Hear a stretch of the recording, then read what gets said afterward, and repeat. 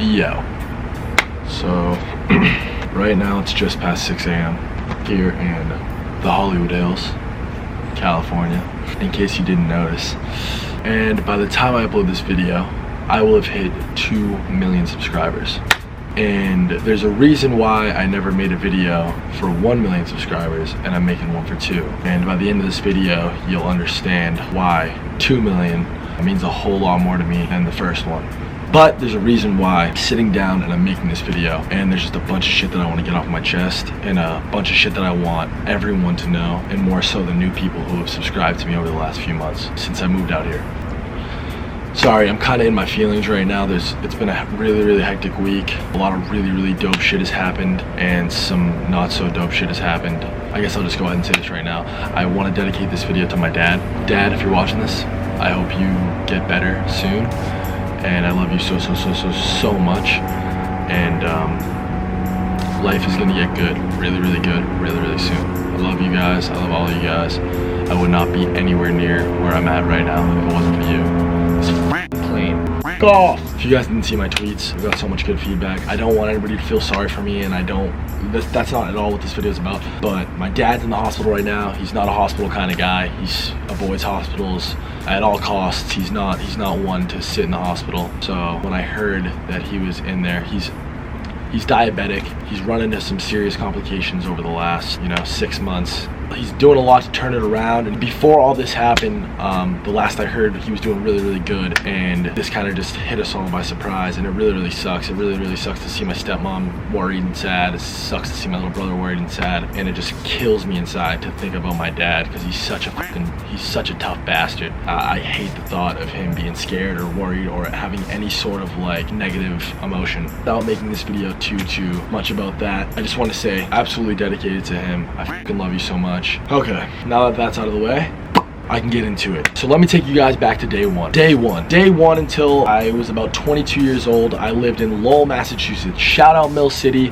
Lowell, Mass, till I fucking die. And I lived a very average life. Lowell, Mass is kind of known to be a little bit more on like the gritty, like super like street side of things. If you're from Lowell or know anything about Lowell, you already know what I'm talking about. But there's so much character there, and I wouldn't be where I'm at without those people. And I fucking love those people, and I love Lowell, and I will till the day I fucking die. I lived a very normal life until I was about 22. I ran into some problems after I graduated high school. I didn't know what I wanted to do. I was super depressed just on life. I was working regular jobs, dropped out of school, and I had no clue what I wanted to do. Nothing in the realm of like normal seemed like anything I was interested in, and I just was thinking I tend to think really far ahead sometimes, and I just hated it. I hated the thought of going to work every day and doing something that I didn't want to do, and I had no clue what I wanted to do. So I knew I didn't want to do what I didn't want to do, but I didn't know what I wanted to do. So I was super down on this life for a really long time until, like I said, I was about 22. Long story short, I joined FaZe. I met Tommy. I moved in with Tommy, and my life changed forever.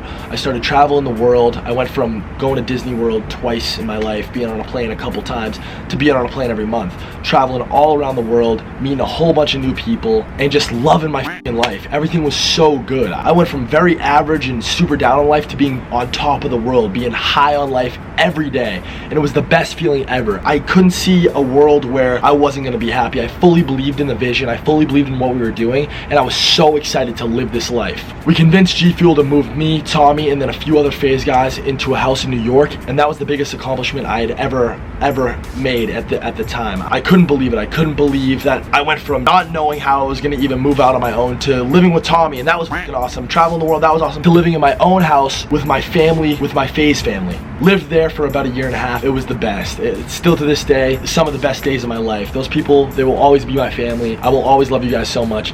Huge shout out to them. Rain, Apex, Tommy, Blaziken, Tico, and obviously my fucking son, FaZe Adapt. I love you guys so much. Huge shout out to you guys as well. However, I lost my fucking mind. About a year and a half ago, a little bit further than that, almost 2 years ago, I started to push them away. I started to overthink things. I wasn't sleeping a lot. I was running really fast. And at this time, I was the overall leader of FaZe. And I think the combination between just my mental and things just in my head not working, or me thinking about things the wrong way, and just me having thought of just being super secure and super stable in this environment, in this FaZe family, in just the FaZe universe, that I thought I could never go down. I thought I could never, I basically didn't think anybody could tell me shit. I handled things super poorly during this time. Between that and the combination of just my freaking mind being so lost, I hit rock bottom.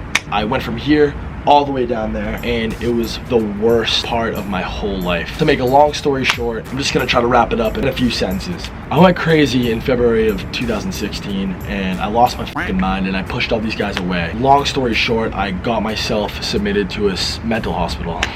And at the time, I was so fucking embarrassed, and I didn't want anybody to ever know about this. I wanted it to go away forever and never to have happened. I didn't want anybody to know, and I was so fucking ashamed of it. But now I've embraced it, and I'm trying my best to just look at that as the right thing. And while that was the absolute worst, most horrifying experience of my life, and I do have a video fully explaining that experience. I have a couple on my channel. If you want to go and find those, you can. But like I was saying, while that was the worst part of my life, it was also, in the weirdest way, one of the best parts of my life, and absolutely the most humbling experiences of my life. Those 2 weeks were the worst days of my entire life.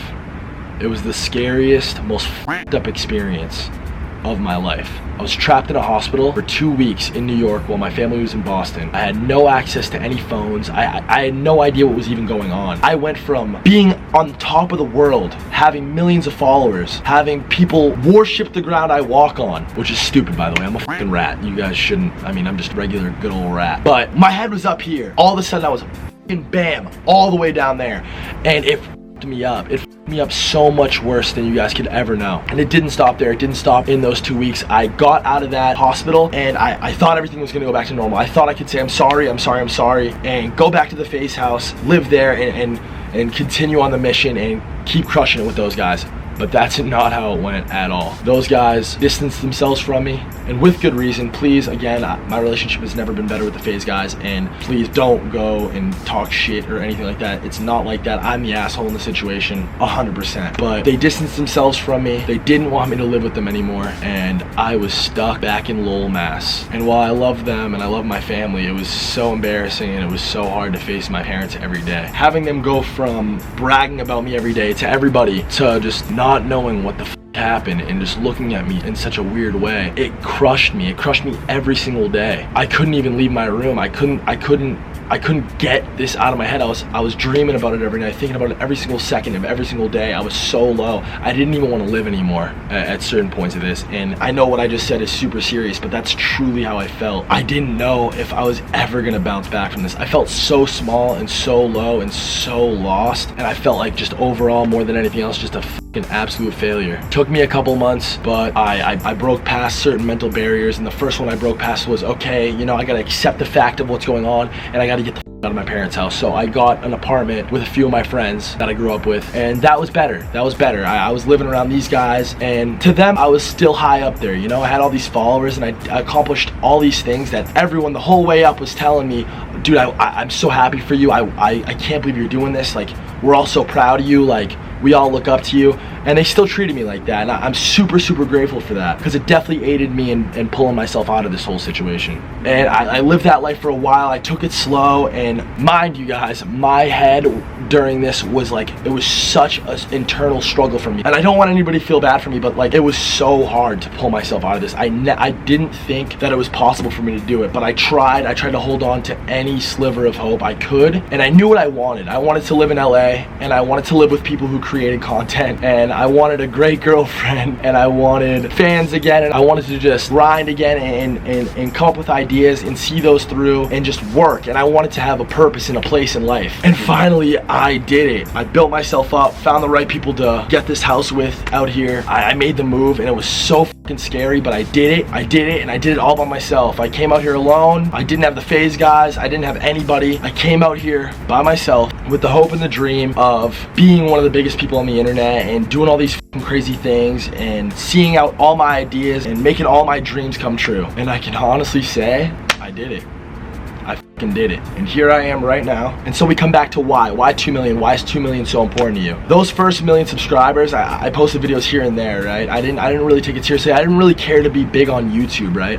I never have cared. I still don't really care. But I feel like that's what I should be doing right now, so that's what I'm doing right now. And I'm having a lot of fun doing it, so that's what I'm doing. And those first million subscribers, they kind of came with just me being in other people's videos, mostly the FaZe guys videos, and me coming up and blowing up with the FaZe guys and just being a part of that. And I didn't really feel like I earned those, because I really didn't. I mean, I was in the other videos, and to an extent I earned them, but I didn't do it by myself. By no means did I do it by myself. But from 1 million to 2 million, I did that. And of course, I've had the help of Rice and my girlfriend and all these people, my dad, my friends, the FaZe guys. Everyone has obviously come together and played a part in this. But I did this myself. And you guys made it happen for me. So I just wanted to say that I don't think there's anybody on this platform, anybody on YouTube, who has ever been more grateful than I am right now for you guys. I really don't. And that's not taking anything away from anybody else. If you guys knew how I felt, my feelings at the time, if you guys knew what it felt like versus what it feels like right now, it's insane. I've never been happier in my life. I've never felt more confident. I've never been so excited in my whole fucking life. And it's all because of you guys. So thank you so much. Thank you so much for 2 million subscribers. I fucking love you guys, every single one of you. I wish I could kiss you guys all in the fucking face. But I can't. Who knows, maybe I can. Maybe I'll start today, and if we bang out like 10,000 people every day for the rest of my life, then we might be able to get somewhere with that. I have the most beautiful girlfriend in the fucking world. She's so incredibly talented, and I'm so happy to be with her. I have the cutest puppy on the planet, and I fucking dare somebody to try to challenge that, because no chance. There's no puppy cuter than my puppy. London, I love you. I have the most incredible family in the world, or one of the, and I have a whole new group of friends who are more and more starting to feel like family every day. All these ideas, all these plans that you guys are gonna see unfold over the next 3 months, 6 months, a year, and I cannot wait till you guys do. There's a lot that's gonna come. There's a lot that's gonna happen with me, with this house, with everything over the next few months, over the next year, and I'm so excited that you guys are gonna come with me for the ride. Thank you so fucking much. I fucking love you guys. Seriously, I fucking love you guys. This has been your boy, FaZe Banks. Peace the fuck